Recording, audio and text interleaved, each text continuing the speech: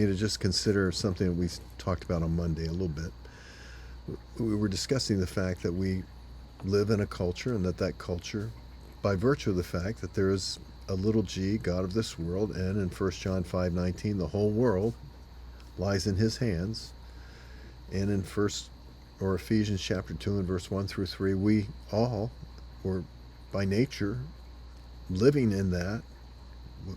We were born, we were reared in it. It doesn't matter whether we have outstanding characteristics. There are some that we certainly are thankful for, and other aspects that we tend to ignore that are not so good. But there is an entity in this world, and his goal is to undermine the divine establishments that God has, how can I say it, decreed in not only our life, but for the benefit of all humanity. For example, the respect for human life. If that is divinely true in Genesis 1 and verse 26 and 27, that we're created in his image and likeness, then all human life has a divine relationship. There's a sense where God has uniquely created us to have a special rapport with him and to represent him. That means that every human being, regardless of culture or skin color, is unique and special, and to be treated with an incredible degree of respect and honor. We have certainly belief systems in our nation today that would defy that, and also throughout the world. Anywhere you go in the world, this is what you'll see. But there are forces today that are looking to undermine what we would call traditional values. And I hate to almost use that term, because I think many of these are just plain biblical values. That you treat another person, for example, in Matthew 7:12, as you would want to be treated. Or in Leviticus 19 and verse 18, that you love your neighbor as yourself. That you put yourself in their place. And how would you want to be treated?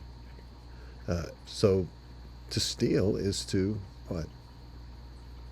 Take from another person. Something we wouldn't want taken from us. We certainly wouldn't want people stealing from us. To commit adultery is to deprive another person of the honor and respect that their marital union should have. We're actually stealing from them on the deepest personal level. Disrespectful. To covet, whether it be a person or possession or whatever. So allow envy and jealousy and to covet another person's belongings is what?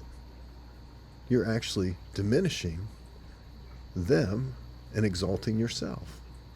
Over and over again in the Word of God, that certainly in the Ten Commandments, we find that departure from a relationship with God leads to disrespect towards other human beings. You just simply can't get away from it. And an author I've been reading recently, his name is Andrew Clavin. The book is The Kingdom of Cain, Finding God in the Literature of Darkness, which is, it's just an interesting book. I don't want to go into great detail, but he gives a description when he talks about evil as an atmosphere. He says, it's the air that we breathe.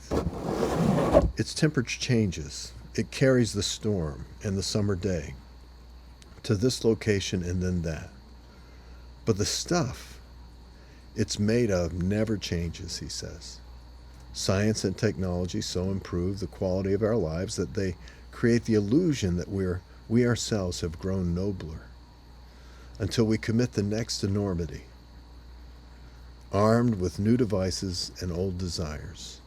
He goes on to say, it's not the evil that men do that has darkened my vision since my baptism, his conversion. I knew as much about that as any man with open eyes. He could see what the world was like, knew what other people were like, and what he was like. He said it's the myriad ways in which the best of us, the great and the good, the privileged and the wise, teach our heart that all this evil is really good. I think that's interesting to me. There's a verse in Isaiah chapter 5 and verse 19 and 20 describing a time frame there in Israel or Judah where they would call evil good and good evil. In Malachi, the prophet speaks of the very same thing, that they've turned everything upside down, that we tend to rationalize the things that we do and distort them in ways. I'm amazed at some of the things that are being presented in our nation philosophically, culturally. It all sounds so good, but it also ends up being incredibly destructive. Why? Because it deprives man of the right to individually take responsibility for their life. For example, if we tell people that it's okay, based in their circumstance, to do certain behaviors, let's say steal or to break the law, then someone else is being harmed by that action. No matter how good the intention may be, someone else is being harmed. We can argue about the open borders in our nation, things such as this, but it's one thing to have a heart that says, whosoever will may come. The question is, when they come, do we have the means to provide for them? And if not, someone else will be harmed in that provision. So there has to be some semblance of order and guidance in this whole thing. And I'm not saying that's a right or left thing. I'm saying that the government should provide some semblance of order in this thing. You can see in our nation that oftentimes these philosophies have impacted others in a very incredibly harmful way. To say that a person has the right over their body may or may not be true, but is it true when that decision takes the life of another person in the womb? You see what I'm trying to show you. In other words, these philosophies, these belief systems, end up harming people. And why is this important? Because we have a way of calling good evil and evil good. This is what it means in Psalm 11 and verse 3. If the foundations are destroyed, what will the righteous do? If those foundational truths, let's just be very basic. If in all of our decisions, our goal is to treat another person the way that we would want to be treated, that we wouldn't ask of someone something that we ourselves wouldn't want to have happen to us.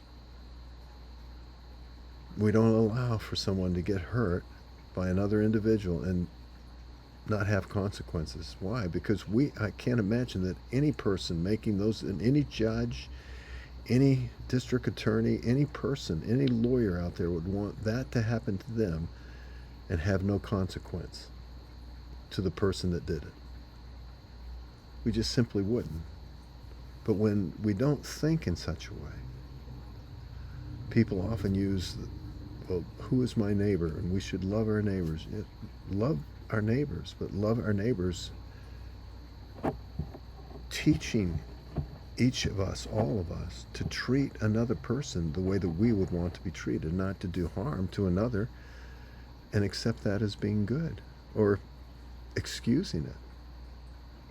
It just simply is totally irrational. And I hate to say it, I believe that it's true. It's like the air that we breathe today. It's so much a part of us. This is why, as Christians, yes, we have opinions. We have those opinions in love. Hopefully those opinions are grounded in the Word of God, and we speak the truth in love in Ephesians 4:15. Yes, we disagree with many of the things that people are choosing to do today. Yes, we do.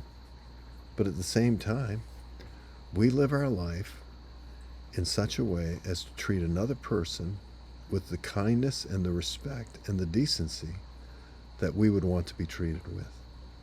And if we do that, I believe that we've become a light in a very dark world.